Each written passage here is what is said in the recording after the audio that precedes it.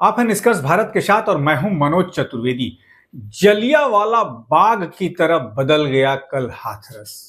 जी हां, बाबा का जहां प्रवचन चल रहा था वहां भगदड़ मची। तस्वीरें हम आपको दिखा रहे हैं। 116 लोग मारे गए, जैसा कि उत्तर प्रदेश के डीजीपी प्रशांत कुमार ने बयान दिया है। लेकिन बाबा की कुछ और तस्वीरों से लेके बाबा के जो प्रवचन होते हैं, बाबा कहते हैं कि 50 लोग आएंगे, लेकिन 50,000 लोग कोरोना काल में जुट गए थे बाबा के बुलाने पर। बाबा का वो आश्रम आपको दिखाते हैं। देखिए बाबा का वो आश्रम आप देखिए,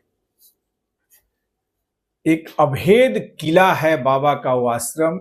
आप अंदर जो है मोबाइल फोन लेके नहीं जा सकते, वीडियो कॉलिंग नहीं कर सकते। आखिर बाबा छुपाते क्या है? क्या राज है उस आश्रम का कि अंदर जो है फोटोग्राफी नहीं हो सकती, बाहर भी आप फोटोग्राफी नहीं कर सकते? क्या राज है अंदर का? लेकिन अब तो बाबा को जवाब देना पड़ेगा। 116 लोगों के एक तरीके से कह लीजिए कि हत्या का मुकदमा तो बाबा पर चलाने के लिए लोगों ने ट्रोल करना शुरू कर दिया है कि इन जैसे बाबाओं पर तो हत्या के मुकदमे चलने ही चाहिए।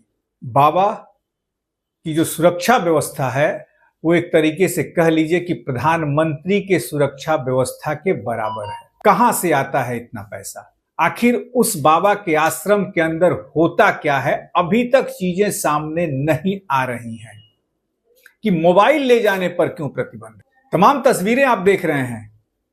कल की सारी तस्वीरें हम सहेज के आपके लिए लाए हैं। आप तस्वीरें देख रहे हैं। लोगों के हम कुछ बयान भी सुनवा दें, जो नए बयान हमारे सामने आ रहे हैं। ट्रकों पर लाशें लादी जा रही हैं। नेहा सिंह राठौर का एक ट्वीट आया है कि ये है हिंदू, यदि अस्पताल में डॉक्टर होते तो कुछ हिंदू बच जाते। सीधा सा उन्होंने एक तरह से हमला कर दिया है नेहा सिंह राठौर ने भाजपा और प्रधानमंत्री मोदी पर।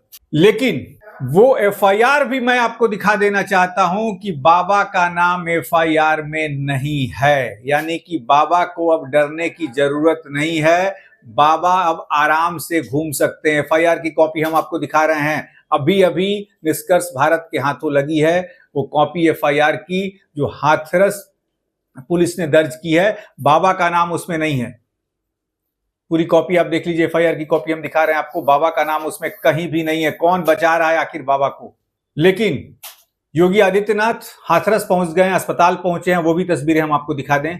उत्तर प्रदेश में चर्चा का यह विषय बन गया है कि बाबा का नाम आखिर एफआईआर में क्यों नहीं है? बाबा क्यों कहां छिपे हुए हैं? तस्वीरें हमने पहले भी आपको दिखाई कि कल पूरे मैनपुरी जिले में बाबा को खोजा जा रहा था। रात को एसटीएफ खोज रही थी बाबा को। वो तस्वीरें भी हम आपको दिखा रहे हैं। आखिर बाबा ने 10,000 लोगों के लिए अनुमति मांगी थी कि हमारे इस कार्यक्रम में 10,000 लोग आएंगे, लेकिन लाखों लोग कैसे जुटे?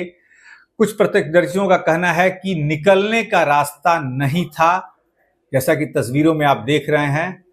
और जैसे ही ये घटना की जानकारी मिली, भीतर भगदड़ मची है और बाबा कैसे अपनी सुरक्षा व्यवस्था को लेकर भाग रहे हैं, ये भी तस्वीरें आप देखिए। लेकिन उत्तर प्रदेश से जो खबरें आ रही हैं, तैयारी हो चुकी है बाबा के आश्रम को तोड़ देने की। यानी कि बुलडोजर चलेगा बाबा के आश्रम पर। लेकिन सवाल यह भी पूछा जा रहा है कि आखिर बाबा का नाम क्यों नहीं है एफआईआर में? यह जवाब तो उत्तर प्रदेश की सरकार को, उत्तर प्रदेश के डीजीपी प्रशांत कुमार को देना ही पड़ेगा कि किसके दबाव में, क्या हिंदू वोट बैंक के कारण बाबा का नाम जो है उसमें नहीं डाला गया है? क्योंकि बाबा जो हैं वो उत्तर प्रदेश के हाथरस और पश्चिम उत्तर प्रदेश को छोड़ के यहां तक कि राजस्थान की सीमा वहां लगती है। राजस्थान से लेकर और तमाम गुजरात तक बाबा का प्रभाव है। तो क्या विधानसभा चुनाव उत्तर प्रदेश में होंगे, उसके लिए बाबा का नाम एफआईआर में नहीं है कि बाबा के भक्त नाराज हो जाएंगे तो भाजपा को वोट नहीं देंगे? शायद बहुत से कारण हो सकते हैं। धीरे धीरे जैसे जैसे छन छन के निकल के आएगा, हम निष्कर्ष भारत के दर्शकों के लिए लेकर आएंगे वो खबरें। आप बने रहिए हमारे साथ।